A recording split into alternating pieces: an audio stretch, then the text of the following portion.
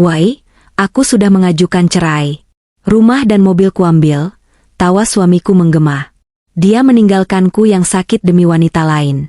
3 hari kemudian, teleponku berdering. Suara paniknya terdengar, memohon bantuan pada istri yang dibuangnya ini. Dia tidak tahu siapa aku sebenarnya. Sebelum ceritanya dimulai, silakan tulis di kolom komentar dari daerah mana saja teman-teman yang menonton cerita ini. Jangan lupa like dan subscribe agar channel ini bisa semakin berkembang dan bisa mempersembahkan cerita yang lebih menarik lagi. Tubuhku menggigil hebat. Rasanya seperti ada ribuan jarum es yang menusuk-nusuk persendianku, membuat tulang-tulangku ngilu tak tertahankan. Aku meringkuk di atas sofa ruang tamu yang dingin, berusaha menarik selimut tipis yang sudah kusut untuk menutupi bahuku. Demam ini sudah menyerangku sejak 2 hari yang lalu, membuat kepalaku berdenyut kencang setiap kali aku mencoba membuka mata. Rumah besar ini terasa begitu sunyi, sepi, dan mencekam, seolah dinding-dindingnya ikut merasakan kesakitan yang sedang kuderita. Namun, kesunyian itu pecah seketika saat pintu depan dihempas dengan kasar hingga menghantam dinding. Bam! Suara benturan keras itu membuat jantungku serasa mau copot. Aku memaksakan diri untuk sedikit bangun, menyipitkan mata yang terasa panas karena demam. Di sana, berdiri Rangga, suamiku, atau mungkin sebentar lagi mantan suamiku, dengan setelan jas yang rapi dan aroma parfum menyengat yang memuakan. Di tangan kanannya, dia menyeret sebuah koper besar, sementara tangan kirinya memegang sebuah map berwarna kuning. Wajahnya tidak menyeratkan kekhawatiran sedikit pun melihat istrinya terbaring lemah. Sebaliknya, ada senyum miring yang penuh kemenangan di bibirnya. "Wei, masih tidur aja kerjaanmu? Dasar pemalas," teriaknya lantang. Suaranya menggema di seluruh ruangan, memantul-mantul di kepalaku yang sedang sakit. Aku mencoba menjawab, tapi tenggorokanku terlalu kering dan sakit. Hanya suara serak tak jelas yang keluar. "Mas, aku sakit." Rangga tertawa. Tawa yang kering dan meremehkan. Dia melangkah masuk dengan sepatu yang masih menempel di kakinya, mengotori lantai yang baru saja kusapu tadi pagi dengan sisa tenagaku. Dia melempar map kuning itu tepat ke arah wajahku. Sudut map yang tajam menggores pipiku sedikit. Tapi rasa perih itu tak sebanding dengan rasa sakit di hatiku melihat kelakuannya. "Baca itu. Aku sudah mengajukan surat cerai ke pengadilan," katanya dengan nada bangga, seolah dia baru saja memenangkan lotre. "Aku sudah muak hidup sama kamu, Zahra. Istri yang tidak berguna, sakit-sakitan, miskin, dan cuma bisa jadi beban hidupku. Lihat dirimu, dekil, bau minyak angin.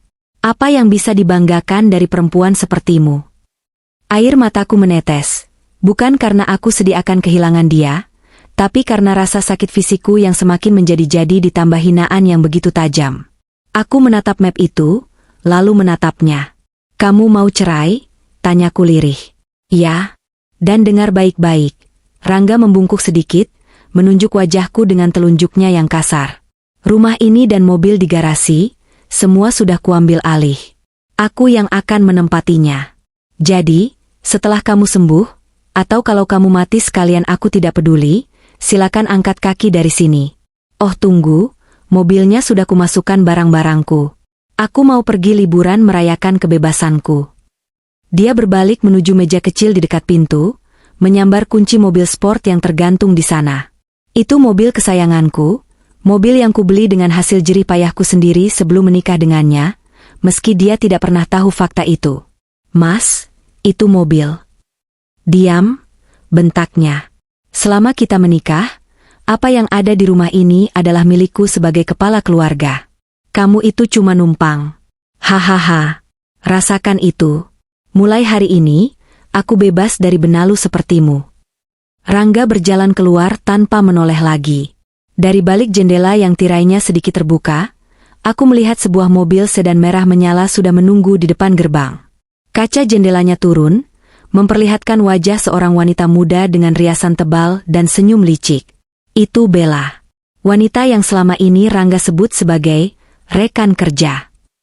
Bella melambaikan tangan padaku dengan tatapan mengejek, lalu Rangga masuk ke dalam mobil sport yang dia rampas kuncinya tadi, sementara Bella mengikutinya dengan mobil sedan itu.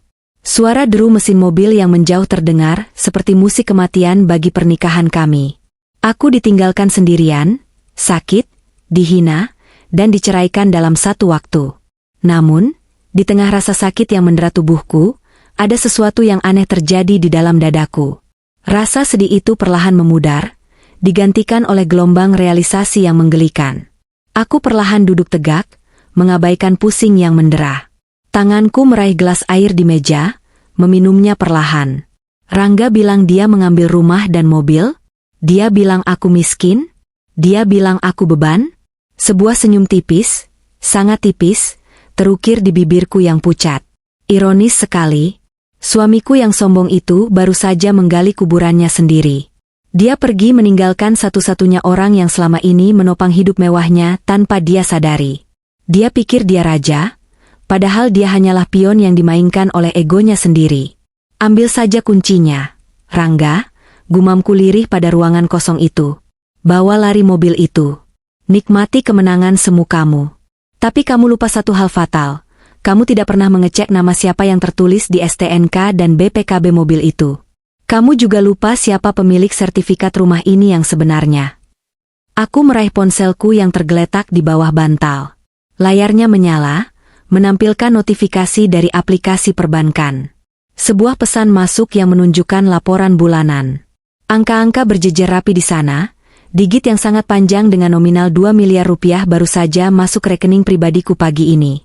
Pendapatan pasif dari investasi saham dan bisnis properti yang kucanangkan bertahun-tahun lalu. Rangga meninggalkanku karena dia pikir aku miskin. Dia tidak tahu, akulah paus di lautan ini, dan dia hanyalah ikan teri yang baru saja melompat keluar dari air menuju daratan yang kering. Aku menarik napas panjang, mengumpulkan sisa tenaga. Hari ini aku boleh sakit dan dihina, tapi besok, permainan akan berubah. Dia sudah menabuh genderang perang, maka aku akan memberinya pertunjukan yang tidak akan pernah dia lupakan seumur hidupnya. Malam semakin larut, dan demamku perlahan mulai turun setelah aku meminum obat yang tersisa di laci nakas. Dalam keheningan rumah besar yang kini terasa hampa tanpa kehadiran orang lain, pikiranku melayang mundur, kembali ke masa lalu. Mengingat kembali bagaimana semua kebohongan dan sandiwara ini bermula. Mengingat kembali betapa bodohnya aku karena cinta, dan betapa liciknya mereka yang kusebut keluarga. 2 tahun yang lalu, aku bertemu Rangga. Saat itu, dia tampil dengan citra yang sangat meyakinkan. Seorang pria muda, ambisius, yang mengaku sebagai CEO dari sebuah perusahaan rintisan atau startup teknologi yang sedang naik daun. Dia selalu berpakaian rapi, bicara soal saham, soal proyek miliaran, dan masa depan yang cerah. Aku, Zahra, yang saat itu memang sedang mencari pendamping hidup yang sederhana namun pekerja keras, jatuh hati pada semangatnya. Namun, aku memiliki satu rahasia besar. Aku adalah seorang investor anonim yang cukup disegani di pasar modal. Asetku tersebar di berbagai instrumen, mulai dari properti, saham blue chip, hingga kepemilikan saham mayoritas di beberapa perusahaan retail. Nilainya fantastis. Tapi, aku lelah didekati pria yang hanya mengincar uangku. Karena itu, saat menikah dengan Rangga, aku memutuskan untuk menyembunyikan identitas asliku. Aku ingin dicintai sebagai Zahra yang sederhana, bukan Zahra sang mesin uang. Aku tampil sebagai ibu rumah tangga biasa, memakai daster di rumah, memasak, dan mengurus keperluan suami. Kebohongan Rangga mulai tercium 3 bulan setelah pernikahan kami. Saat itu, dia pulang dengan wajah kusut. Dia bilang investor utamanya menarik diri dan perusahaannya diambang kebangkrutan. Aku butuh dana talangan, Zahra. Kalau tidak, aku hancur. Keluhnya saat itu, menangis di pangkuanku. Hatiku luluh. Aku tidak tega melihat suamiku hancur. Diam-diam, tanpa sepengetahuannya, aku menghubungi Rio, asisten pribadi sekaligus pengacara kepercayaanku. Rio, suntikan dana ke perusahaan suami saya. Buat seolah-olah itu dari angel investor asing. Jangan sampai nama saya muncul. Perintahku waktu itu lewat telepon, saat Rangga sedang tidur. Keesokan harinya, Rangga pulang dengan wajah berseri-seri. Dia melompat kegirangan, memelukku, dan berkata bahwa ada investor misterius yang menyelamatkan perusahaannya dengan dana miliaran rupiah. Dia merasa hebat. Dia merasa itu adalah hasil kerja keras dan pesonanya dalam bernegosiasi. Padahal, itu uang istrinya yang sedang mencuci piring di dapur. Sejak saat itu, ego Rangga melambung tinggi. Dia mulai merasa dirinya adalah pengusaha sukses yang tak tersentuh. Namun, alih-alih menggunakan uang itu untuk mengembangkan bisnis, dia mulai berubah. Aku lembur malam ini, ada meeting dengan klien penting, katanya hampir setiap malam. Aku percaya saja awalnya. Hingga suatu hari, aku mencium aroma parfum wanita yang asing di kemejanya. Ketika kutanya, dia marah besar. Kamu itu di rumah cuma tidur dan makan, mana paham kerasnya dunia bisnis. Jangan banyak tanya, tugasmu cuma melayaniku, bentaknya waktu itu. Itu adalah retakan pertama di hatiku. Tidak hanya Rangga, ibu mertuaku, Ibu Marisa, juga menjadi sumber penderitaan batin yang luar biasa. Ibu Marisa adalah tipikal orang tua yang mengukur hormat dari tebalnya dompet. Karena aku tampil sederhana dan tidak pernah memamerkan barang mewah, dia menganggapku menantu yang tidak beruntung. Lihat tuh si Nila, menantu tetangga sebelah. Tiap bulan kasih mertuanya tas baru, emas batangan. Lah kamu, cuma bisa masak sayur asem, cibir Ibu Marisa suatu sore saat dia berkunjung ke rumah. Dia duduk di sofa mahalku, yang sebenarnya aku beli dengan uangku sendiri, tapi Rangga mengaku pada ibunya bahwa itu hasil keringatnya, sambil menatapku jijik. Maaf, Bu. Zahra cuma bisa bantu mengurus rumah biar Mas Rangga fokus kerja. Jawabku sabar. Alah, alasan. Bilang saja kamu itu parasit. Benalu. Untung Rangga itu baik hati mau nampung kamu. Kalau ibu jadi Rangga, sudah ibu cari istri yang lebih sepadan, yang karimnya bagus, yang cantik, bukan yang kucel kayak kamu, sembur Ibu Marisa tanpa ampun. Setiap kata-katanya seperti silet yang mengiris harga diriku. Tapi aku diam. Aku bertahan demi janji suci pernikahan. Aku berpikir mungkin jika aku terus berbakti, hati mereka akan lunak. Betapa naifnya aku. Puncak kebohongan itu baru kutahu belakangan ini. Lewat penyelidikan diam-diam yang dilakukan Rio, aku mengetahui fakta yang membuat darahku mendidih. Lembur, yang sering Rangga lakukan ternyata bukan bekerja. Uang, investasi, yang terus-menerus kugelontorkan lewat Rio, ternyata tidak dipakai untuk operasional kantor. Rangga menggunakan uang itu untuk memanjakan Bella, mantan sekretarisnya yang kini jadi selingkuhannya. Mereka makan di restoran mewah yang bahkan aku sendiri jarang memasukinya demi menjaga sandiwara, hidup sederhana. Mereka membeli perhiasan, tas branded, dan berlibur ke Bali. Sementara aku di rumah berhemat belanja sayur agar tidak dituduh boros oleh Rangga. Uang belanja bulan ini aku potong ya, kata Rangga bulan lalu. Bisnis lagi agak seret. Kamu harus pinter-pinter atur duit. Jangan jajan terus. Padahal, di hari yang sama, Rio mengirimkan bukti transaksi kartu kredit tambahan, yang tagihannya dibayar oleh perusahaan, yang notabene uangku juga, bahwa Rangga baru saja membelikan kalung berlian untuk Bella seharga 50 juta rupiah. Ironi ini begitu menyakitkan. Aku, pemilik dana miliaran rupiah, disuruh berhemat membeli kangkung dan tempe oleh suami yang memakai uangku untuk membelikan berlian bagi pelakor. Malam ini, kilas balik itu membuat mataku terbuka lebar. Tidak ada lagi cinta yang tersisa. Tidak ada lagi rasa hormat. Yang ada hanya rasa jijik pada diriku sendiri, karena membiarkan parasit seperti mereka menggerogoti hidupku selama 2 tahun terakhir. Aku bangkit dari sofa, meski kepala masih sedikit pusing. Aku berjalan menuju cermin besar di lorong. Menatap bayanganku sendiri, wanita dengan wajah pucat dan mata sembab.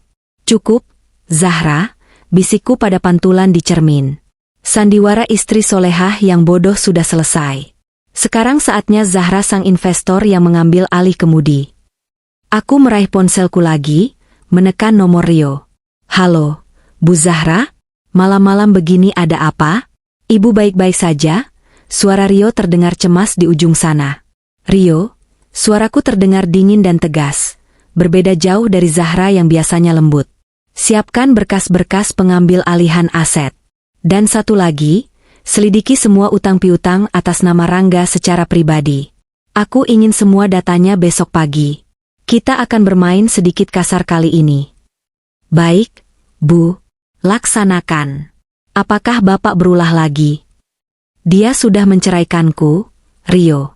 Dan dia pikir dia yang memegang kendali. Hening sejenak di ujung telepon, lalu terdengar suara Rio yang menahan tawa.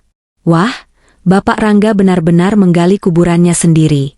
Baik Bu, saya akan siapkan peti matinya sekalian. Aku menutup telepon. Rasa sakit di tubuhku seolah lenyap, digantikan oleh adrenalin yang membakar semangatku. Mereka pikir mereka telah menghancurkanku. Mereka tidak tahu, mereka baru saja membangunkan naga yang sedang tidur.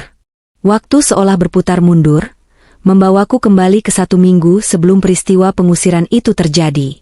Hari itu adalah hari Selasa, hari di mana Rangga biasanya pergi ke klub golf dengan alasan melobi klien penting. Rumah sedang sepi. Sebagai istri yang berbakti, atau lebih tepatnya, istri yang selama ini dibodohi, aku memutuskan untuk membersihkan seluruh rumah secara menyeluruh, termasuk satu ruangan yang selama ini menjadi wilayah terlarang bagiku, ruang kerja Rangga. Selama 2 tahun menikah, Rangga selalu melarang keras aku masuk ke ruangan itu. Banyak dokumen rahasia perusahaan, Zahra. Kalau ada satu kertas saja yang bergeser, kontrak miliaran bisa melayang. Begitu katanya setiap kali aku memegang gagang pintunya. Aku yang naif selalu menuruti perintahnya, takut menjadi penyebab kegagalannya. Namun, hari itu berbeda. Bau busuk menyengat tercium dari celah bawah pintu ruang kerjanya. Seperti bau sisa makanan yang sudah membusuk berhari-hari.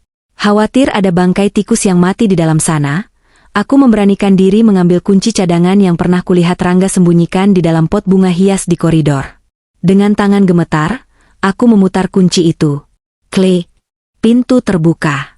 Pemandangan di dalam sana jauh dari kesan ruang kerja seorang CEO perusahaan teknologi. Ruangan itu berantakan. Bungkus rokok berserakan di lantai, kaleng minuman berenergi menumpuk di sudut meja, dan bau asap rokok yang apek bercampur dengan bau sisa makanan cepat saji yang sudah berjamur di tempat sampah yang meluap. Jadi, inilah kantor, tempat dia bekerja keras siang malam. Aku mulai memunguti sampah-sampah itu, menahan rasa mual.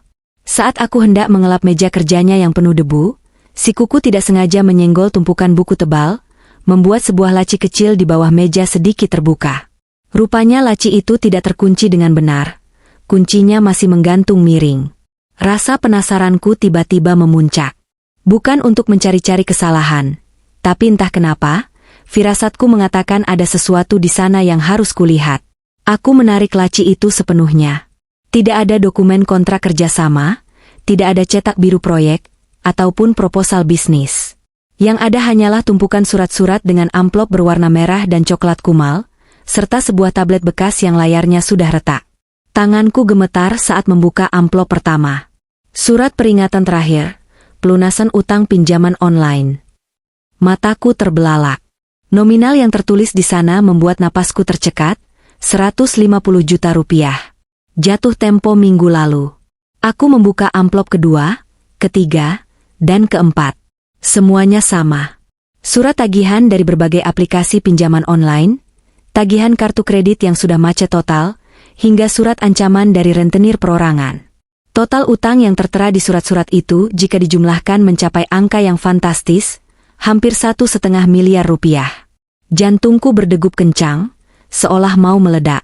Selama ini, uang bulanan yang kuberikan lewat Rio dengan dalih, investasi investor asing, ke perusahaannya, kemana perginya? Rangga selalu bilang uang itu diputar untuk operasional, untuk gaji karyawan, untuk sewa server. Tapi kenyataannya, dia terlilit utang sebesar ini.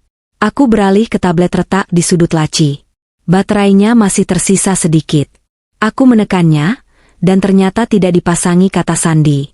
Begitu layar menyala, aplikasi pesan instan terbuka secara otomatis. Nama kontak teratas adalah My Bella Sayang. Dengan tangan dingin, aku membuka percakapan mereka.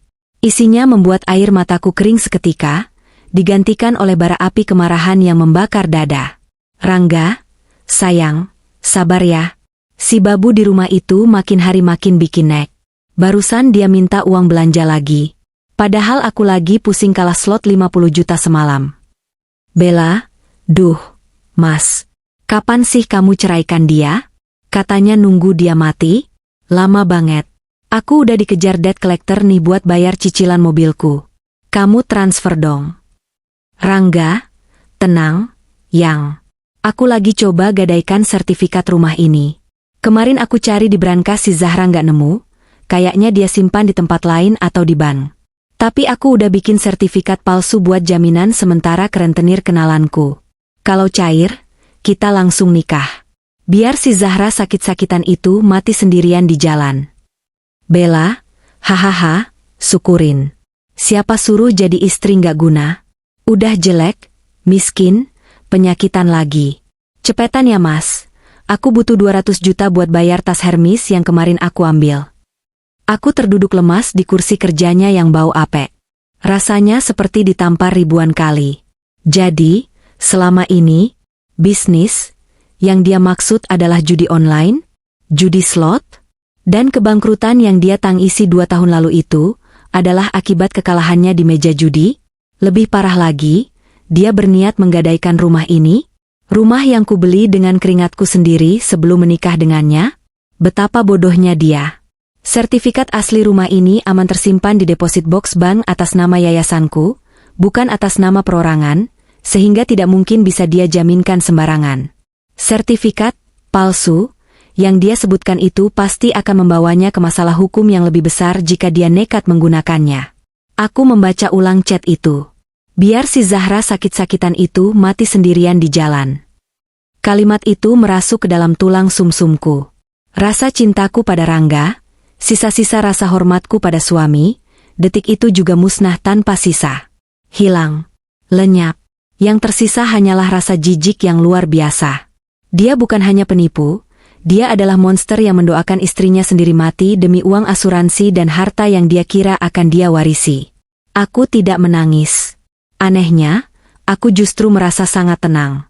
Ketenangan yang menakutkan, seperti laut yang surut sebelum tsunami menerjang.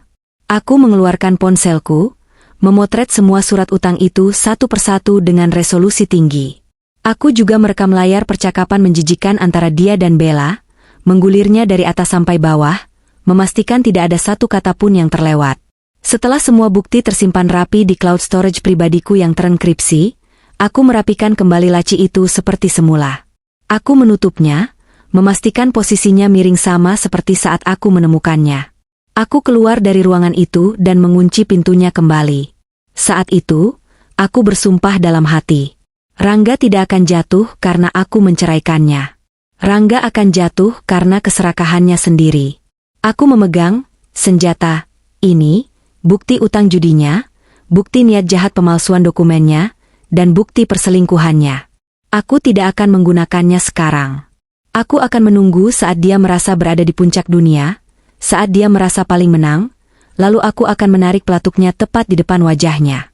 Dan hari ini, seminggu kemudian, saat dia melempar surat cerai ke wajahku, aku tahu waktunya telah tiba.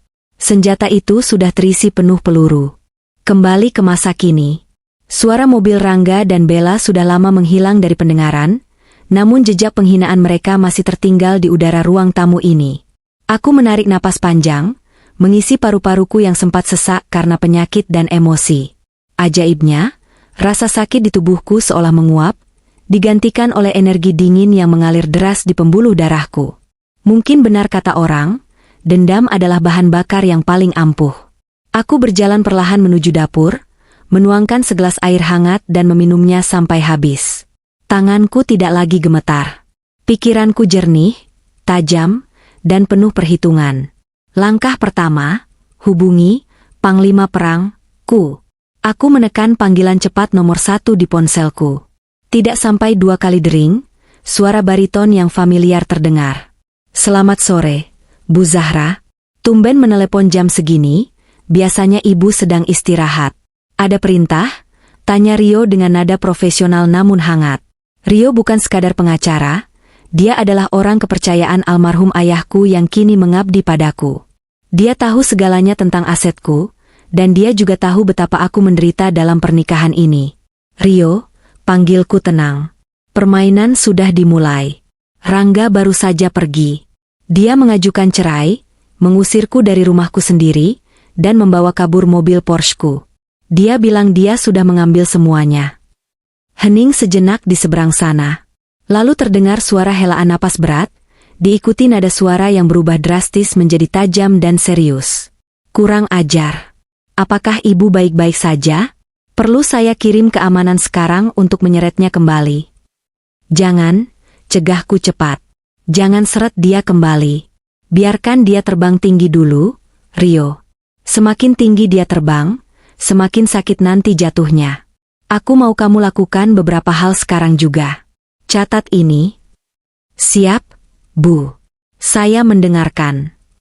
Pertama, aku melangkah menuju jendela, menatap langit sore yang mulai kemerahan. Blokir semua akses keuangan yang terhubung dengan Rangga. Kartu kredit hitam yang dia pegang, kartu debit tambahan, bekukan semuanya. Tapi jangan sekarang. Biarkan dia check-in di hotel dulu. Biarkan dia memesan makanan paling mahal, champagne paling mewah. Matikan aksesnya tepat di hari ketiga, saat mereka hendak check out. Dimengerti. Waktu yang tepat untuk serangan psikologis, jawab Rio. Aku bisa membayangkan dia sedang mengetik cepat di komputernya. Lalu, aset perusahaan? Tarik semua, perintahku dingin. Cabut fasilitas mobil yang dia bawa. Laporkan ke polisi sebagai penggelapan aset perusahaan PT Zahra Investama, jika dia tidak mengembalikannya dalam 24 jam, setelah saya beri peringatan nanti. Dan soal rumah ini, siapkan dokumen legalitasnya. Aku ingin saat dia kembali ke sini dengan sombongnya, dia sadar bahwa dia bahkan tidak punya hak untuk menginjakan kaki di halaman depan. Beres, Bu. Oh ya, mengenai wanita itu, Bella. Ah, si pelakor itu, aku tersenyum sinis. Aku sudah kirimkan bukti chat mereka ke emailmu yang kudapat seminggu lalu. Selidiki dia lebih dalam, Rio. Aku mau tahu berapa utangnya, di mana orang tuanya tinggal, dan siapa saja yang sudah dia tipu selain suamiku yang bodoh itu. Aku ingin saat Rangga jatuh, Bella juga ikut terseret ke dalam lumpur bersamanya. Jangan sisakan celah sedikit pun. Baik, Bu. Data lengkap Bella akan ada di meja Ibu besok pagi. Dan satu lagi, Bu, saya akan kirim dokter pribadi dan beberapa staf ke rumah sekarang. Ibu sedang sakit, dan kali ini Ibu tidak boleh menolak. Ibu harus sembuh total untuk melihat pertunjukan ini sampai akhir. Aku hendak menolak, terbiasa mandiri, tapi kali ini aku mengangguk meski Rio tidak bisa melihatnya. Baiklah, Rio. Terima kasih. Kau memang yang terbaik. Setelah menutup telepon, aku merasa jauh lebih kuat. Aku berjalan masuk ke kamar tidur utama, kamar yang selama ini kubagi dengan pengkhianat itu. Lemari pakaiannya sudah kosong melompong. Dia benar-benar membawa semuanya, bahkan sampai sabun muka dan handuk, seolah dia tidak ingin meninggalkan jejak. Namun, masih ada beberapa barang rongsokan yang dia tinggalkan. Kotak-kotak sepatu bekas, tumpukan majalah otomotif tua, dan foto pernikahan kami yang tergantung miring di dinding. Aku menurunkan foto itu. Memandang wajah kami berdua dalam bingkai emas itu. Wajahku yang tersenyum tulus, dan wajahnya yang, kini baru kusadari, tersenyum penuh kepalsuan. Prang! Aku membanting bingkai foto itu ke lantai, hingga kacanya hancur berkeping-keping. Aku mengambil gunting dari laci rias, memotong wajah Rangga dari foto itu, lalu meremasnya dan melemparnya ke tempat sampah. Tempatmu memang di sana, Mas, gumamku. Malam itu, dokter dan 2 orang asisten rumah tangga kiriman Rio datang. Mereka merawatku dengan telaten. Aku diinfus vitamin, diberi makanan bergizi yang lezat, bukan bubur hambar yang biasanya kubuat sendiri. Rumah yang tadinya sepi dan mencekam, kini mulai terasa hidup kembali.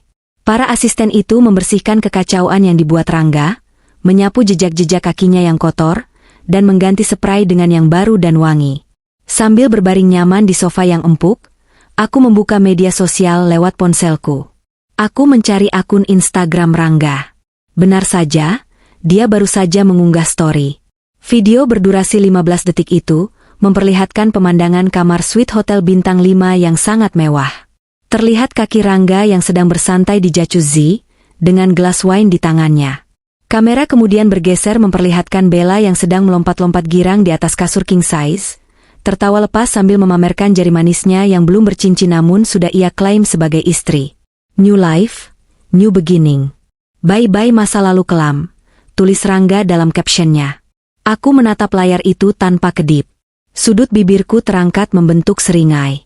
Nikmatilah, Rangga, bisikku pada layar ponsel.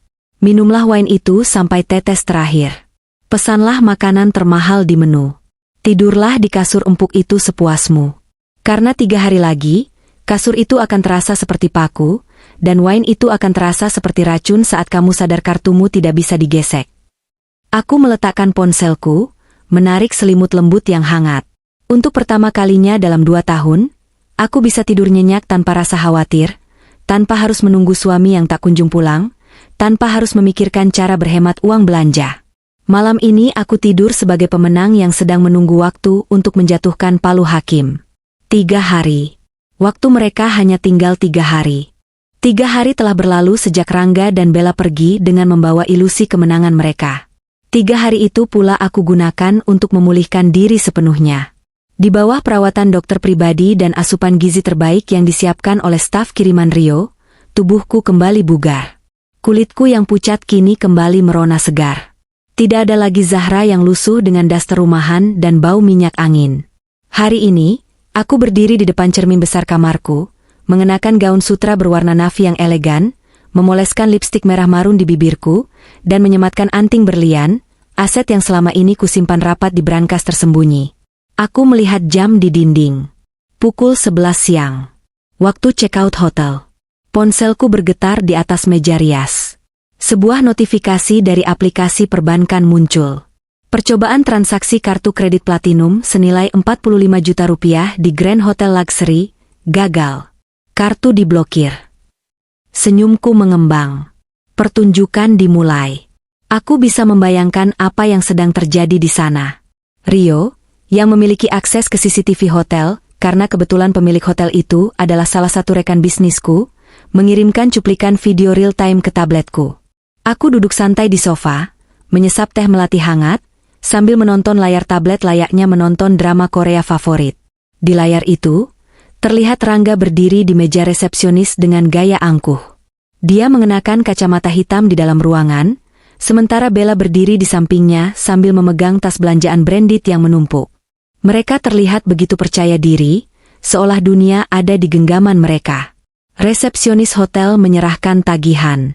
Rangga dengan santai mengeluarkan kartu kredit hitam, kartu tambahan yang limitnya tersambung ke rekening utamaku. Rangga menyodorkan kartu itu tanpa melihat nominal tagihan. Sangat sombong. Petugas menggesek kartu itu. Hening sejenak. Petugas itu menggeleng, lalu mencoba menggesek lagi. Aku melihat dahi Rangga mulai berkerut. Dia tampak berbicara sesuatu, mungkin bertanya kenapa lama sekali. Petugas itu menjawab dengan sopan, lalu Rangga mengeluarkan kartu lain. Kartu debit. Di layar tabletku, notifikasi muncul lagi. Percobaan debit senilai 45 juta rupiah, gagal. Saldo tidak cukup. Tentu saja tidak cukup. Aku sudah memindahkan semua dana dari rekening operasional rumah tangga ke rekening pribadiku pagi-pagi buta tadi. Di video, wajah Rangga mulai memerah. Dia tampak panik. Dia merogoh dompetnya, mengeluarkan semua kartu yang dia punya. Satu persatu dicoba. Satu persatu ditolak. Gestur tubuhnya mulai kasar. Dia memukul meja resepsionis. Bella yang tadinya sibuk selfie kini mulai terlihat cemas. Dia mendekat, membisikkan sesuatu pada Rangga. Mungkin bertanya, ada apa, Mas? Kok belum beres? Manajer hotel yang mengenakan jas rapi mulai mendekat. Situasi memanas. Rangga terlihat menunjuk-nunjuk mesin EDC, menyalahkan alatnya yang rusak. Manajer itu menggeleng tegas. Mungkin menjelaskan bahwa kartu-kartu itu memang sudah tidak aktif atau tidak ada dananya. Tiba-tiba, ponselku berdering panjang. Nama, suamiku, muncul di layar. Ah, ralat, mantan suami. Aku membiarkannya berdering sampai hampir mati, menikmati getarannya seperti pijatan kecil di tanganku. Baru pada deringan terakhir, aku mengangkatnya dengan suara yang dibuat serak-serak basah, seolah baru bangun tidur. Halo, sapaku malas. Zahra. Angkat teleponnya dari tadi kenapa sih?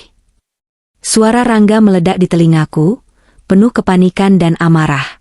Napasnya memburu, terdengar sangat kacau. Kamu apakan kartu kreditku? Kenapa semua kartuku mati? Kenapa saldo rekening kosong? Aku lagi di hotel mau bayar tagihan, goblok. Aku menjauhkan ponsel sedikit dari telinga, meringis mendengar teriakannya yang memekakan. Mas, kok marah-marah? Bukannya kamu orang kaya? Katanya sudah ambil rumah dan mobil? Masa bayar hotel saja tidak bisa? Jangan banyak bacot, bentaknya lagi. Suaranya bergetar, ada ketakutan yang nyata di sana. Aku tahu ini pasti ulahmu kan? Kamu lapor ke bank kalau kartu ini hilang? Hah? Cepat telepon bank sekarang. Buka blokirnya. Aku ditahan manajer hotel, malu dilihatin orang. Cepat, Zahra. Aku tertawa kecil. Tawa yang dingin dan menusuk. Loh, Mas Rangga lupa? 3 hari yang lalu Mas bilang sudah menceraikan aku. Mas bilang aku ini benalu miskin. Kalau aku miskin, logikanya uang di kartu itu bukan uangku dong? Itu uang Mas sendiri kan? Kalau uang Mas habis atau diblokir, kenapa minta tolong sama benalu? Zahra, demi Tuhan, jangan main-main. Tagihannya 45 juta. Aku nggak bawa uang tunai segitu. Bella juga nggak bawa dompet. Ah, Bella. Wanita yang katanya kaya raya itu ternyata sama gembelnya. Mas, potongku tegas, membuang nada pura-pura bodohku. Dengar baik-baik. Kartu itu bukan error. Kartu itu atas namaku. Rekening itu atas namaku. Selama ini kamu belanja pakai uangku. Dan karena kamu sudah menceraikan aku dengan lantang, ya wajar dong fasilitasnya aku cabut? Masa mantan suami masih minta jajan sama mantan istri? Malu dong sama, selingkuhan kaya, kamu itu. Hening. Hening yang sangat panjang di ujung telepon. Aku bisa mendengar deru napasnya yang tercekat. Dia seperti baru saja ditampar kenyataan, tapi otaknya yang bebal masih berusaha menyangkal. Apa maksudmu uangmu? Kamu itu cuma ibu rumah tangga. Itu uang hasil kerjaku yang aku titip di rekening kamu. Dalihnya, masih mencoba memanipulasi fakta meski suaranya terdengar ragu. Oh ya? Kerja apa? Judi slot? Tembakku langsung. Detik itu juga, aku tahu jantungnya berhenti berdetak sesaat. Kah, kamu tahu dari mana? Sudahlah, Mas. Selesaikan urusanmu sendiri. Jangan telepon aku lagi. Aku sedang sibuk menikmati hidup tanpa parasit. Good luck cuci piring di hotel ya. Aku mematikan telepon sepihak. Di layar tablet, aku melihat Rangga membanting ponselnya ke lantai lobi hotel saking frustrasinya. Bella terlihat marah, dia mendorong bahu Rangga. Mereka bertengkar hebat di depan resepsionis. Petugas keamanan mulai mengerumuni mereka. Beberapa tamu hotel lain terlihat merekam kejadian itu dengan ponsel mereka. Ah, sebentar lagi pasti viral. Orang kaya baru gadungan ngamuk di hotel mewah karena kartu Declinet. Judul yang menarik. Namun, permainan belum selesai. Ini baru hidangan pembuka. Rangga pasti akan mencari jalan keluar. Dia pasti akan menyerahkan sesuatu sebagai jaminan, mungkin KTP, atau jam tangan Rolex palsunya, dan segera lari menuju tempat yang dia anggap sebagai benteng terakhirnya, rumah ini. Dia akan datang ke sini untuk mengambil haknya. Dia akan datang dengan kemarahan memuncak untuk menghajarku dan memaksaku membuka akses keuangan. Dia tidak tahu, di sini bukan lagi rumah yang dia kenal. Di sini adalah medan perang yang sudah kusiapkan dengan matang. Aku berdiri, merapikan gaunku. Rio, panggilku lewat intercom rumah. Siap, Bu. Posisi? Mereka sedang OTW, on the way. Siapkan sambutan meriah di gerbang. Jangan biarkan mereka masuk satu langkah pun ke halaman. Dimengerti. Tim keamanan sudah siaga. Ibu mau keluar sekarang? Nanti. Tunggu sampai dia berteriak putus asa. Aku ingin melihat wajahnya saat dia sadar bahwa dia tidak punya tempat bernaung lagi di bumi ini. Aku berjalan menuju jendela lantai 2 yang menghadap langsung ke gerbang utama. Matahari siang ini bersinar terik, sangat mendukung suasana panas yang akan segera terjadi. Sekitar 30 menit kemudian, mobil sedan merah milik Bella, bukan Porscheku. Rupanya Porscheku ditahan pihak hotel sebagai jaminan, muncul di tikungan kompleks dengan kecepatan tinggi.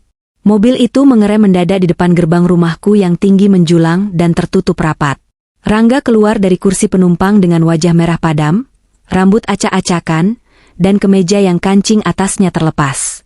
Bella menyusul keluar, wajahnya yang glowing karena perawatan mahal kini luntur oleh keringat dan air mata kemarahan.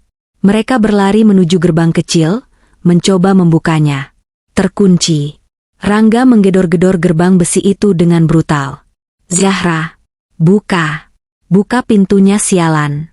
Aku tahu kamu di dalam, teriaknya seperti orang kesurupan. Ini rumahku. Jangan berani-beraninya kamu kunci aku di luar. Suara teriakannya mengundang perhatian tetangga. Bu Sari, tetangga sebelah yang terkenal bermulut ember, langsung keluar dari rumahnya pura-pura menyiram tanaman padahal matanya melirik tajam ke arah Rangga.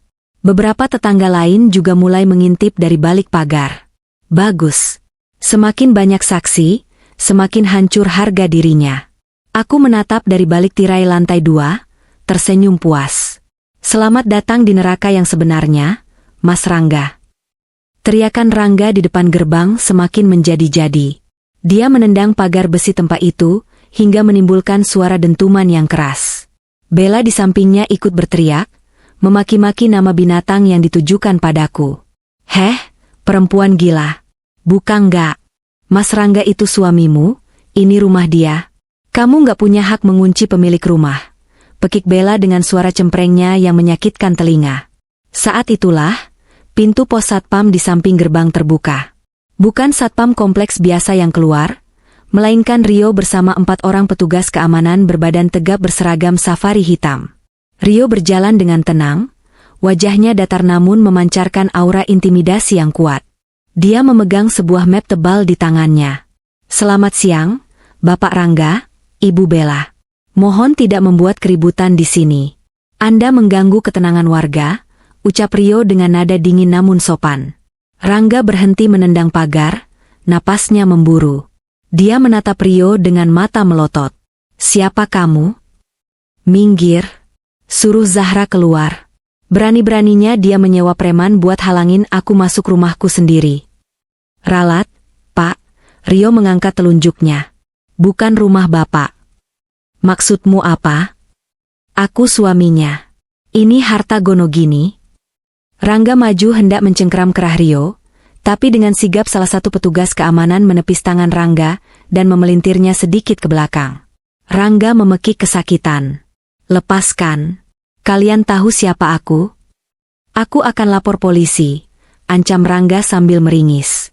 Silakan lapor, Pak. Justru kami yang sudah menelepon polisi atas tuduhan perbuatan tidak menyenangkan dan percobaan perusakan properti, jawab Rio santai. Dia kemudian membuka map yang dipegangnya. Dia mengeluarkan sebuah dokumen sertifikat tanah yang sudah dilegalisir.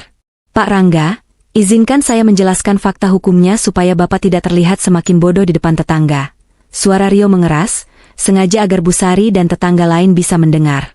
Rumah di Jalan Cendana nomor 18 ini, sertifikat hak miliknya tercatat atas nama PT Zahra Investama, sebuah perusahaan investasi yang dimiliki sepenuhnya oleh Ibu Zahra. Aset ini dibeli tahun 2020, 1 tahun sebelum Bapak menikah dengan Ibu Zahra. Secara hukum, ini bukan harta bersama. Ini harta bawaan dan aset perusahaan.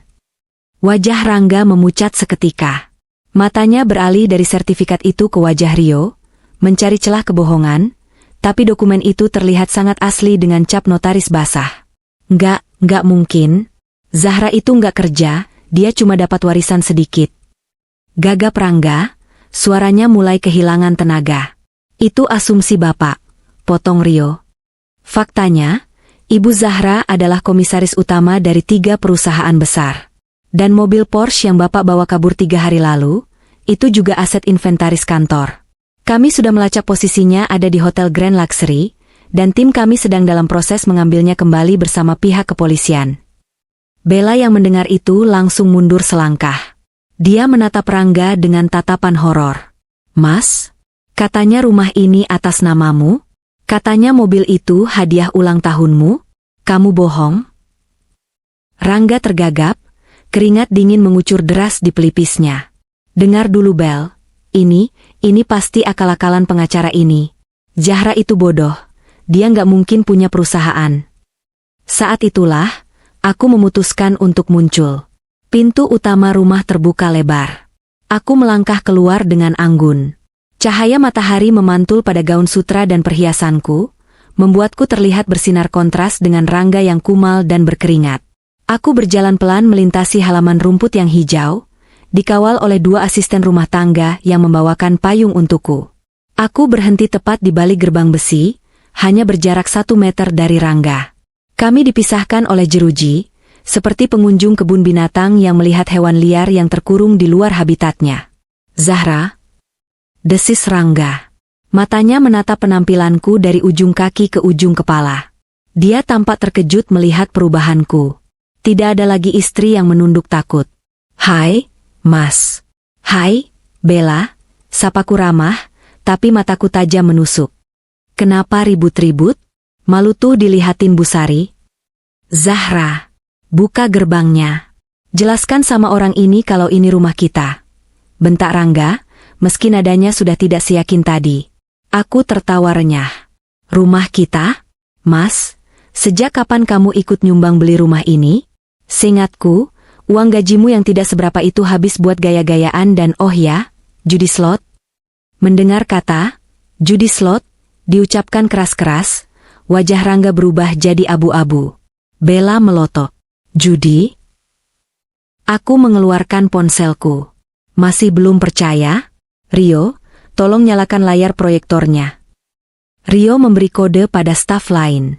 Di dinding pos satpam yang putih, tiba-tiba terpampang proyeksi dari proyektor portabel yang sudah disiapkan.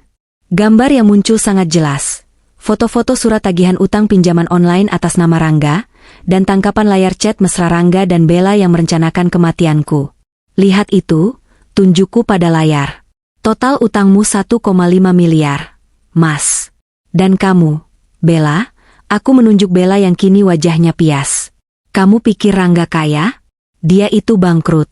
Dia hidup dari uang bulananku. Dia mau nikahin kamu cuma biar bisa gadai sertifikat rumah ini buat bayar utang judinya. Dan kamu tahu? Sertifikat yang dia cari-cari itu ada di bank, bukan di lemari baju. Kerumunan tetangga mulai riuh berbisik. Astaga, ternyata suaminya mau kondo. Ih, itu pelakornya matre tapi ketipu ya. Kasihan Bu Zahra, selama ini diam saja ternyata suaminya main judi. Rangga gemetar hebat. Rahasianya, aibnya, semuanya telanjang di depan umum. Zahra, matikan. Matikan itu. Dia mencoba meraih sela-sela pagar untuk menggapaiku, tapi aku mundur selangkah dengan elegan. Kenapa? Malu? Tanyaku sinis. Lalu aku mendekatkan wajahku sedikit ke jeruji, menatap tepat ke manik matanya yang ketakutan. Mas, kamu bilang pendapatanku nggak seberapa? Asal kamu tahu, pendapatan pasifku bulan ini saja 2 miliar rupiah. Lebih besar dari total utang seumur hidupmu. Aku bisa membeli harga dirimu 1000 kali lipat. Tapi maaf, barang rongsokan tidak masuk dalam daftar belanjaku. Aku membuka aplikasi mobile banking di ponselku yang layarnya besar, lalu menunjukkannya tepat di depan wajah Rangga dan Bella. Angka saldo yang berderet panjang dengan belasan nol membuat mata mereka hampir keluar. 20 miliar. Gumam Bella, suaranya tercekat. Dia menoleh ke arah Rangga dengan tatapan berapi-api. Kamu tipu aku, Mas, teriak Bella histeris. Plah, sebuah tamparan keras mendarat di pipi Rangga. Bella tidak main-main, tenaganya penuh emosi. Kamu bilang kamu bos startup. Kamu bilang istrimu benalu. Ternyata kamu yang benalu. Sialan. Gara-gara kamu aku dikejar debt collector juga. Bella memukuli Rangga dengan tas tangannya. Rangga mencoba menangkis. Bel, dengerin aku dulu. Bel sakit. Aku hanya berdiri di sana, melipat tangan di dada, menyaksikan pertunjukan gratis ini dengan senyum puas. Rio di sampingku berdeham pelan. Bu, polisi sudah terlihat di ujung jalan. Bagus, jawabku. Biarkan mereka menyelesaikan drama rumah tangga mereka sebelum diangkut ke sel.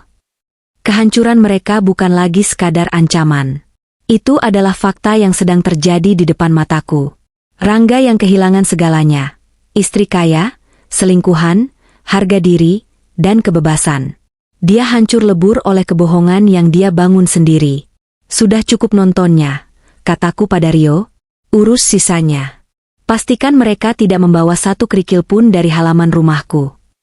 Aku membalikan badan, berjalan kembali masuk ke dalam istanaku yang sejuk, meninggalkan teriakan putus asa Rangga yang memanggil namaku di tengah panas terik matahari dan cemoohan tetangga. Punggungku tegak, langkahku ringan. Beban 2 tahun itu telah terangkat sepenuhnya.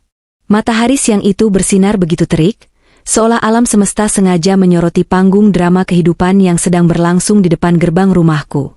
Udara terasa panas, menyengat kulit, tapi itu tidak sebanding dengan panasnya api kemarahan dan kepanikan yang sedang membakar Rangga dan Bella.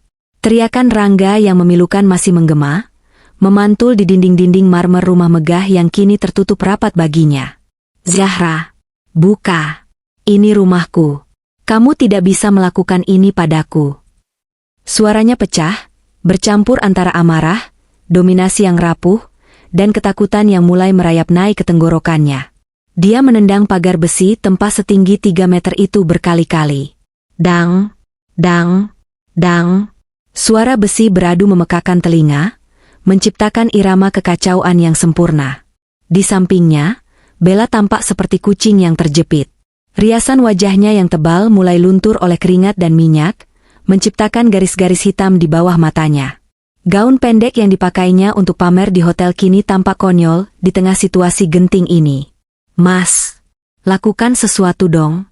Jangan cuma teriak-teriak kayak orang gila.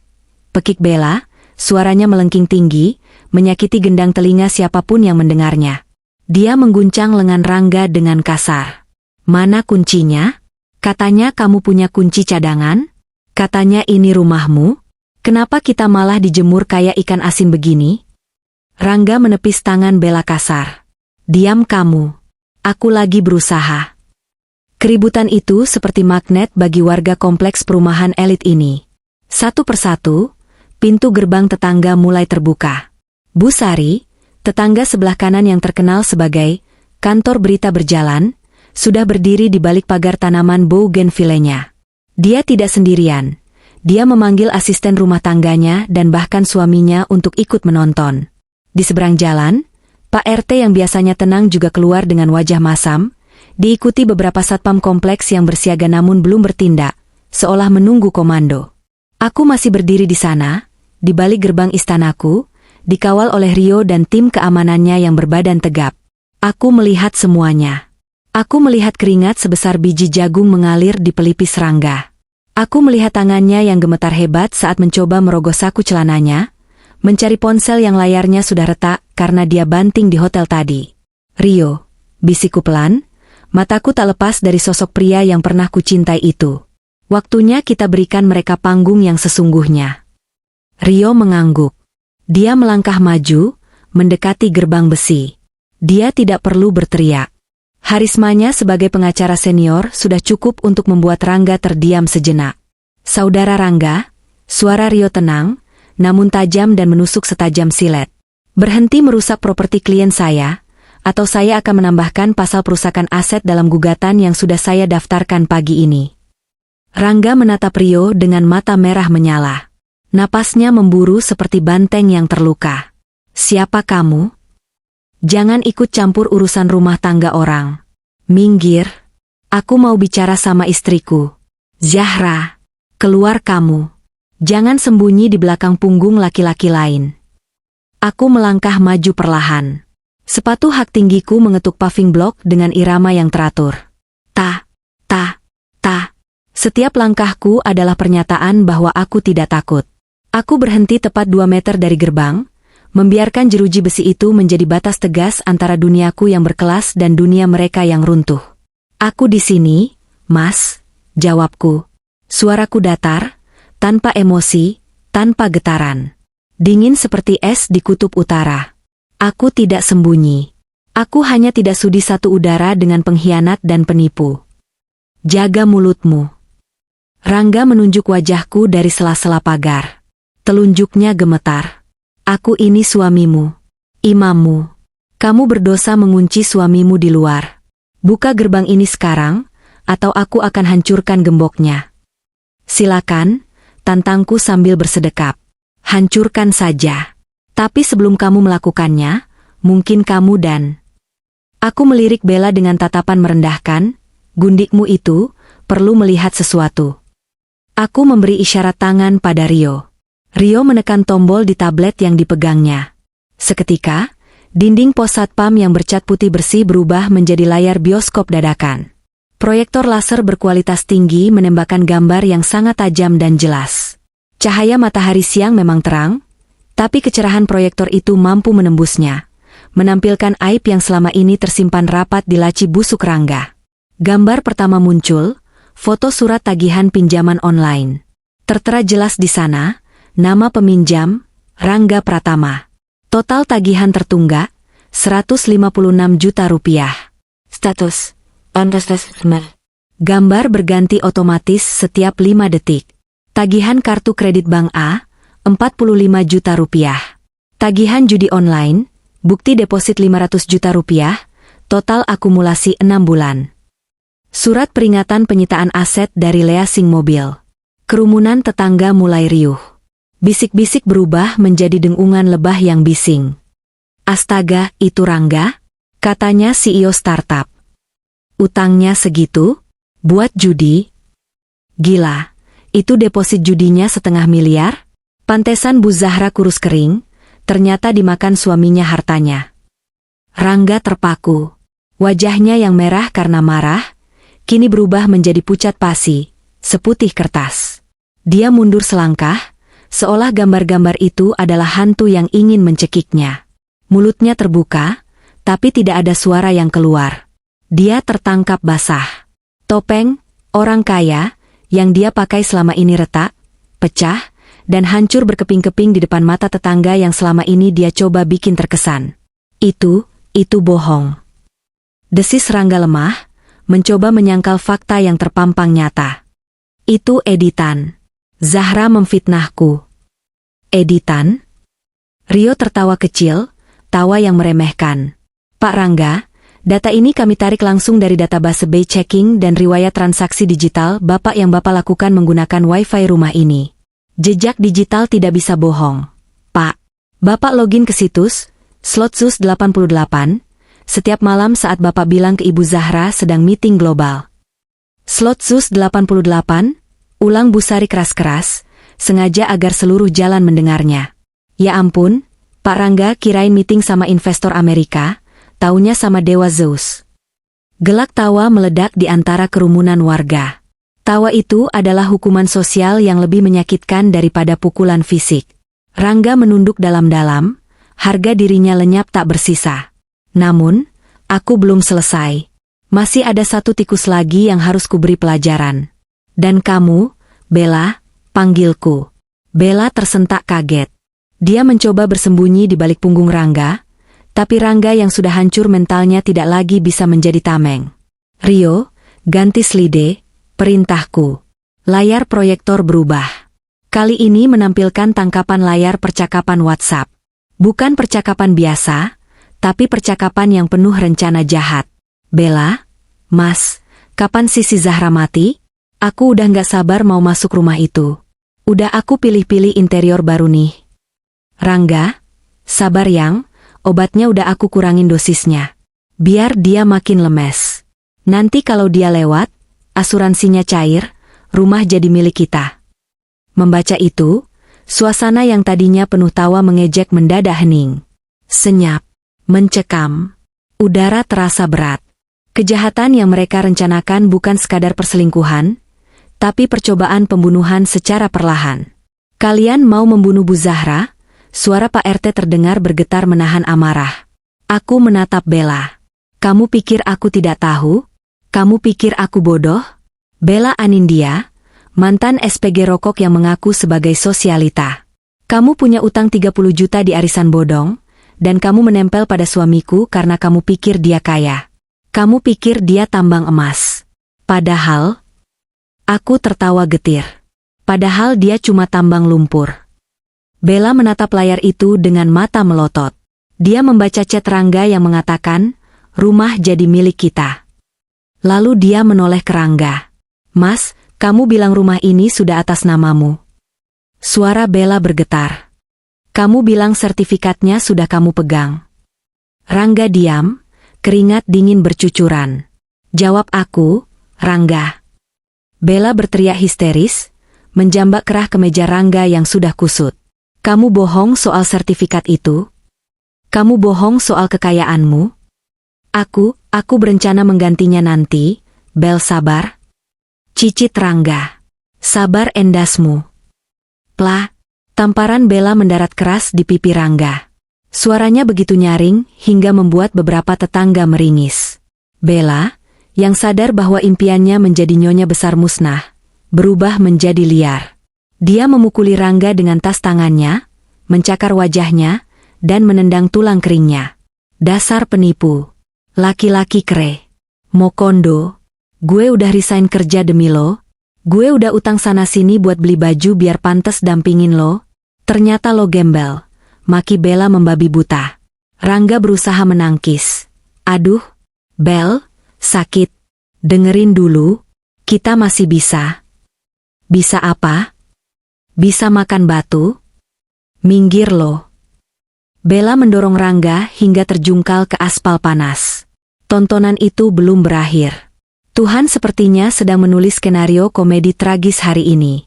Di tengah perkelahian sepasang kekasih gelap itu, sebuah taksi biru tua berhenti mendadak di depan kerumunan, membunyikan klakson panjang.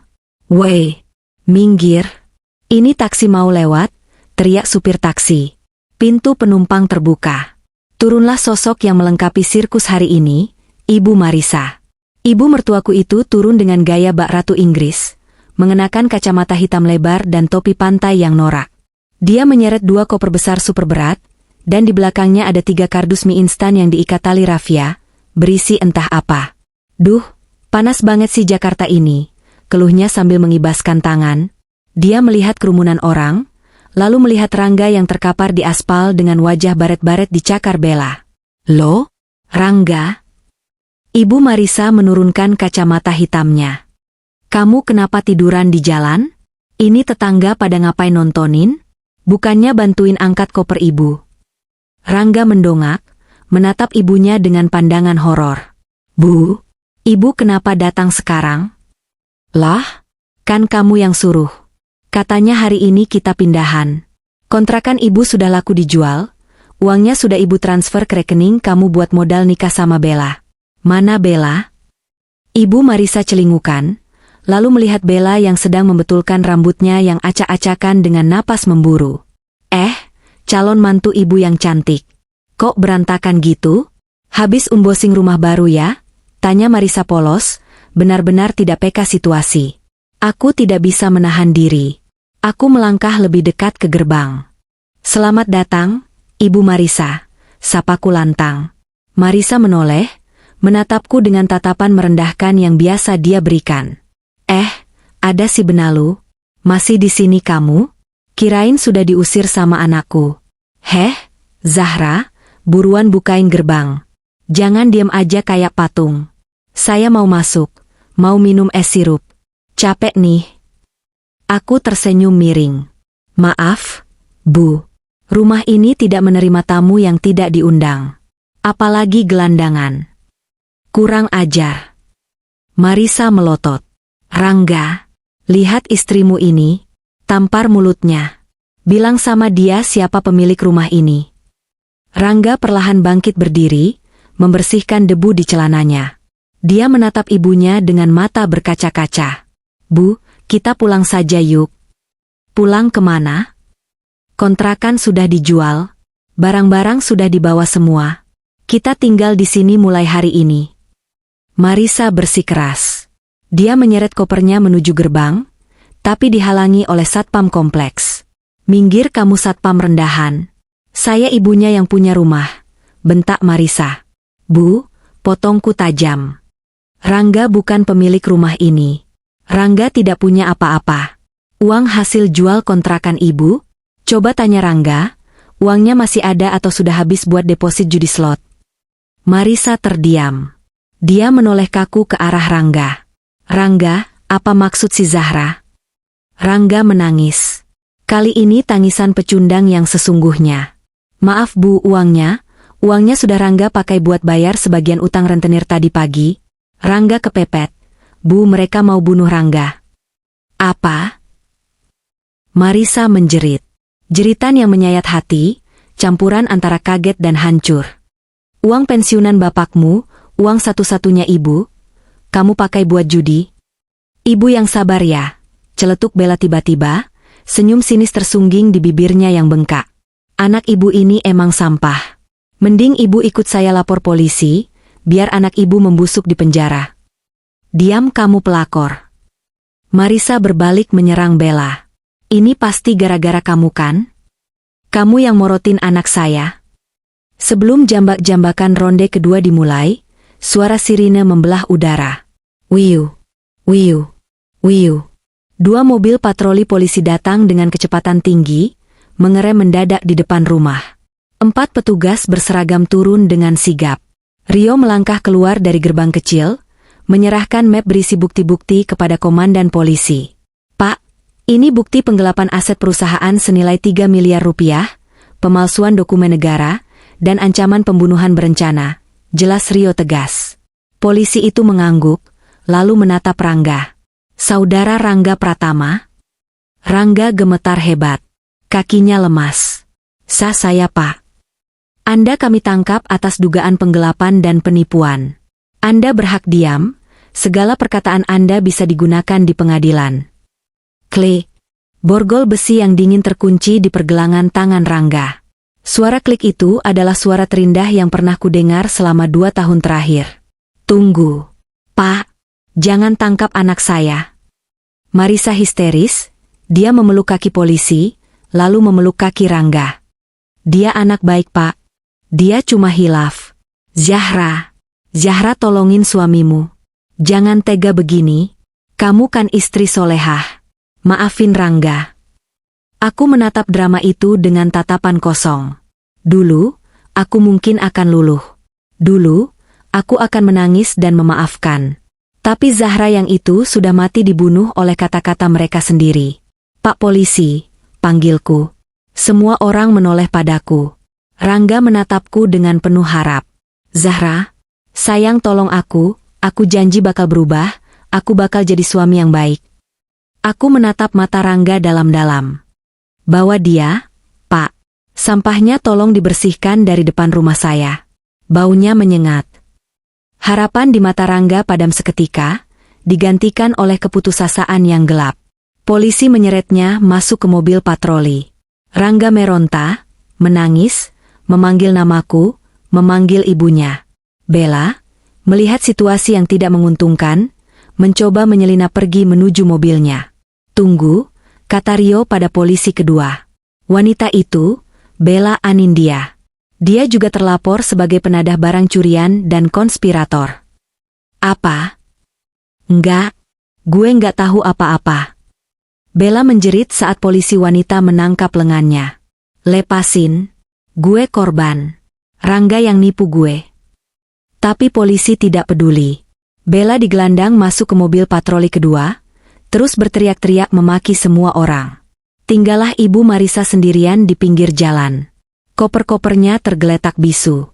Dia duduk bersimpuh di aspal, menangisi nasibnya. Mobil polisi membawa anak kebanggaannya pergi. Rumah yang dia impikan tertutup rapat. Uangnya habis. Dia tidak punya tempat untuk pulang. Bu Sari dan tetangga lain mulai bubar, tapi tidak sebelum melontarkan kalimat terakhir. Makanya Bu, jangan sombong. Di atas langit masih ada langit. Kasihannya, tua-tua jadi gelandangan. Aku memberi isyarat pada Rio. Kami masuk kembali ke dalam halaman rumah. Gerbang besi raksasa itu tertutup perlahan secara otomatis. Nging. Bam. Suara gerbang yang tertutup sempurna memisahkan aku dari masa lalu yang kelam. Di luar sana, Marisa masih menangis meraung-raung. Di dalam sini, di balik benteng istanaku, hening. Aku menarik napas panjang, menghirup aroma bunga melati yang tertanam di taman. Udara terasa bersih. Beban bertonton yang menindih pundakku selama ini, lenyap seketika. Tubuhku terasa ringan, seolah aku bisa terbang. Ibu baik-baik saja, Tanya Rio lembut. Aku menoleh padanya, dan untuk pertama kalinya, aku tersenyum tulus. Benar-benar tulus. Lebih dari baik, Rio. Aku merasa hidup kembali. 6 bulan kemudian. Waktu adalah penyembuh yang aneh. Terkadang ia berjalan lambat seperti siput saat kita menderita, namun berlari kencang seperti kijang saat kita bahagia. 6 bulan telah berlalu sejak insiden di gerbang itu, namun rasanya seperti sudah 1 dekade. Kehidupanku berubah 180 derajat, atau mungkin lebih tepatnya, kembali ke orbit yang seharusnya. Proses hukum berjalan tanpa ampun. Rio dan tim pengacaranya bekerja tanpa lelah memastikan tidak ada celah bagi Rangga dan Bella untuk lolos. Dalam persidangan yang berlangsung selama 3 bulan penuh drama, semua kebusukan terungkap. Aku ingat hari pembacaan vonis itu. Aku datang mengenakan gaun hitam sederhana, duduk di barisan paling depan. Rangga duduk di kursi pesakitan, kepalanya botak, tubuhnya kurus kering. Dia tidak berani menatapku sekalipun. Hakim menjatuhkan hukuman 4 tahun penjara atas penggelapan dan pemalsuan dokumen. Bella mendapat 2 tahun sebagai komplotan. Saat palu hakim diketuk, tok, tok, tok, aku tidak merasakan euforia kemenangan yang meledak-ledak. Yang kurasakan hanyalah rasa lega yang tenang, seperti menutup buku cerita horor yang sudah tamat. Aku berdiri, berjalan keluar ruang sidang tanpa menoleh sedikit pun pada Rangga yang menangis terseduh-seduh saat digiring petugas. Itu adalah kali terakhir aku melihatnya secara langsung, hingga hari ini. Setelah perceraian resmi diketuk palu, yang prosesnya jauh lebih cepat karena bukti KDRT verbal dan penelantaran yang kuat, aku melakukan rebranding total pada hidupku. Rumah tempat kenangan pahit itu terjadi, aku merenovasinya total. Aku membuang semua perabot yang pernah disentuh Rangga. Aku mengubah ruang kerjanya yang bau rokok itu menjadi perpustakaan pribadi dan ruang yoga yang wangi aromaterapi. Dinding-dinding yang dulu mendengar bentakan dan hinaan, kini kucat dengan warna-warna hangat dan kugantung lukisan-lukisan abstrak yang menenangkan. Secara profesional, aku tidak lagi bersembunyi. PT Zahra Investama yang dulu bergerak di balik layar, kini kutampilkan ke publik. Aku mulai sering menjadi pembicara di seminar-seminar investasi wanita. Aku ingin menunjukkan bahwa perempuan tidak boleh buta finansial. Perempuan harus berdaya, agar tidak ada lagi Zahra-Zahra lain yang bisa diinjak-injak oleh laki-laki tak tahu diri. Hari ini, aku baru saja selesai menjadi bintang tamu di sebuah acara talk show prime time televisi nasional. Temanya, wanita bangkit dari keterpurukan. Luar biasa sekali perjalanan Ibu Zahra, ucap presenter wanita terkenal itu dengan mata berbinar di akhir segmen. Dari ibu rumah tangga yang disia-siakan, menjadi pengusaha properti dengan valuasi aset ratusan miliar dalam waktu singkat. Apa pesan ibu untuk para wanita di luar sana? Aku menatap kamera dengan tatapan tajam namun lembut. Lampu studio yang hangat menyinari wajahku yang kini terawat, jauh dari kata kusam. Jangan pernah takut melepaskan apa yang menyakitimu. Jawabku mantap. Terkadang kita berpikir kita bertahan karena cinta. Padahal kita hanya takut sendirian. Tapi percayalah, sendirian dalam kedamaian jauh lebih mewah daripada berdua dalam neraka. Jadilah wanita yang mandiri. Ketika kamu punya kunci hidupmu sendiri, tidak ada orang lain yang bisa mengusirmu dari kebahagiaanmu. Tepuk tangan riuh membahana di studio. Aku tersenyum, menutup segmen itu dengan hati yang penuh. Setelah syuting, aku berjalan keluar gedung stasiun TV. Angin malam Jakarta menerpa wajahku. Rio, yang kini jabatannya kunaikkan menjadi direktur operasional, sudah menunggu di samping mobil Rolls-Royce Phantom terbaru milikku. Ya, aku menjual Porsche lama itu karena membawa aura sial, dan menggantinya dengan simbol kesuksesan yang lebih elegan. Jalanan macet, Bu. Kita lewat jalan tikus saja ya, saran Rio saat membukakan pintu. Boleh, Rio. Santai saja. Aku sedang ingin melihat pemandangan kota. Jawabku. Mobil meluncur membelah kemacetan ibu kota. Aku menyandarkan kepala di jok kulit yang empuk, mendengarkan alunan musik jazz. Pikiranku melayang pada pertemuan dewan direksi besok pagi. Aku berencana mengakuisisi sebuah hotel butik di Bali, hotel tempat Rangga dan Bella dulu ditolak kartunya. Ironis, aku akan membelinya sebagai pengingat kemenangan kecilku. Mobil kami berbelok memasuki kawasan pasar tradisional yang kumuh untuk menghindari macet di jalan protokol. Jalanan di sini sempit, becek, dan bau sampah menyengat. Di pinggir jalan, tenda-tenda warung makan pecel lele berjejer semrawut. Lampu bohlam kuning remang-remang menerangi wajah-wajah lelah para pekerja kasar yang sedang makan malam. Pelan-pelan, Rio. Banyak orang nyeberang sembarangan, ujarku. Tiba-tiba, mataku menangkap sesuatu. Sesuatu yang membuat jantungku berdesir. Bukan karena cinta, tapi karena rasa piti yang mendalam. Di sudut sebuah warung tenda yang terpalnya sudah robek, duduk dua orang yang sangat familiar, namun dalam kondisi yang sangat menyedihkan. Seorang wanita tua kurus kering dengan rambut putih yang acak-acakan, sedang mengorek-ngorek sisa sambal di piring orang lain yang sudah pergi. Bajunya lusuh, penuh noda minyak.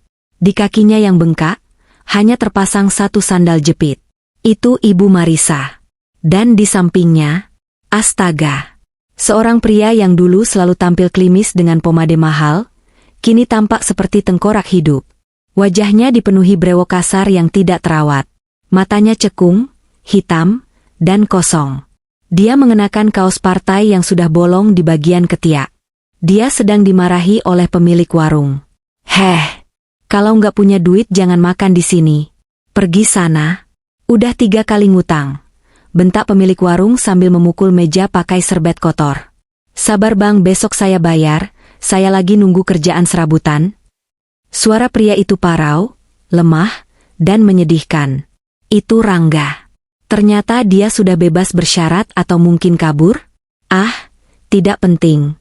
Yang jelas, dia sekarang berada di titik terendah rantai makanan. Rio sepertinya juga melihat mereka. Dia melirikku lewat spion tengah. Bu, itu mereka. Aku terdiam sejenak. Berhenti sebentar, Rio. Mobil mewahku berhenti tepat di depan warung itu. Kehadiran mobil seharga belasan miliar di tengah pasar kumuh, tentu menarik perhatian semua orang. Kaca jendela yang gelap membuat orang di luar tidak bisa melihat ke dalam, tapi aku bisa melihat keluar dengan jelas. Rangga menoleh ke arah mobilku. Dia sepertinya mengenali plat nomor cantiknya, atau mungkin instingnya mengatakan sesuatu. Dia berdiri perlahan, kakinya pincang. Dia berjalan mendekat ke arah mobil, tangannya yang kotor dan hitam karena debu jalanan terulur ragu. Zahra, gumamnya. Aku bisa membaca gerak bibirnya. Ibu Marisa yang melihat itu ikut berdiri, matanya berbinar melihat mobil mewah. Itu Zahra. Itu menantuku.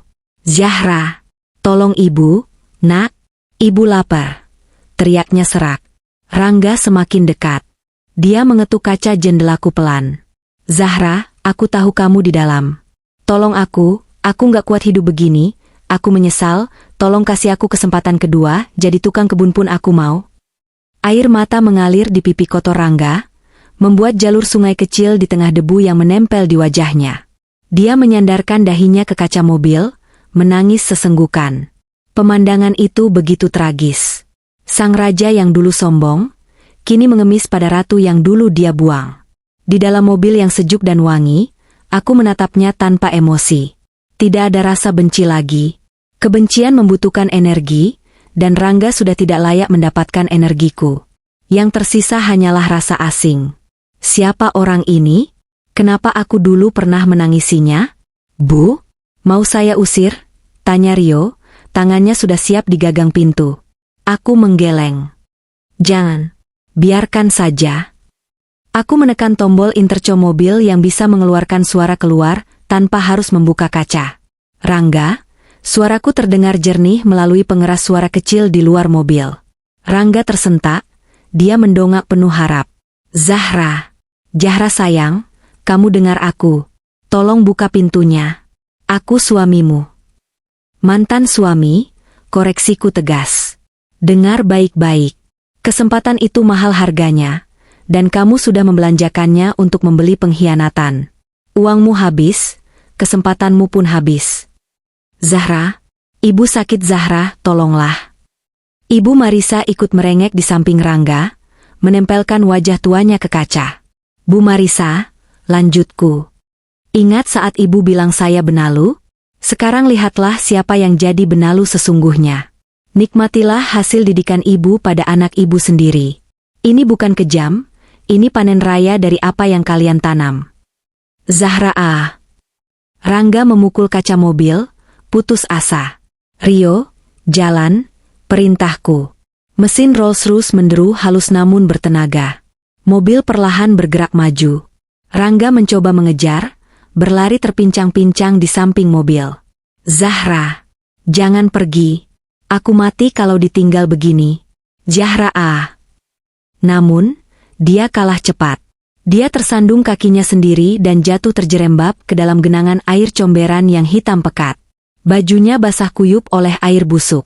Orang-orang di pasar menertawakannya. Pemilik warung tadi datang lagi, kali ini membawa ember air dan menyiram Rangga. Pergi sana gembel. Aku melihat pemandangan terakhir itu lewat spion. Rangga yang terkapar di lumpur, dan Ibu Marisa yang menangis meratapi nasib di pinggir jalan. Semakin lama, bayangan mereka semakin kecil, hingga akhirnya menghilang di telan keramaian pasar dan kegelapan malam. Aku menutup mata sejenak, lalu membukanya kembali. Pemandangan di depan adalah gedung-gedung pencakar langit Jakarta yang berkilauan indah.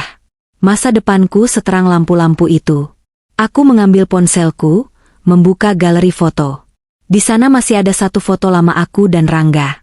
Aku menekan tombol delete, lalu menekan permanently delete. Bersih, bisikku. Aku menatap Rio yang sedang menyetir. Rio, besok jadwalkan aku untuk liburan ke Eropa minggu depan. Ajak ibumu juga sekalian, kita umroh dulu sebelum liburan. Aku ingin bersyukur. Siap, Bu Zahra. Dengan senang hati, jawab Rio tersenyum. Aku menyandarkan tubuhku kembali. Mobil mewah ini melaju kencang, membawaku menjauh dari masa lalu, menuju kehidupan baru yang kususun dengan air mata, keringat, dan keberanian. Aku, Zahra, telah memenangkan pertempuran ini. Dan kemenangan terbesarku bukanlah uang 2 miliar atau mobil mewah ini, melainkan kembalinya harga diriku yang sempat hilang. Tawa kecil lolos dari bibirku. Bukan tawa mengejek, tapi tawa bahagia. Tawa seorang wanita merdeka.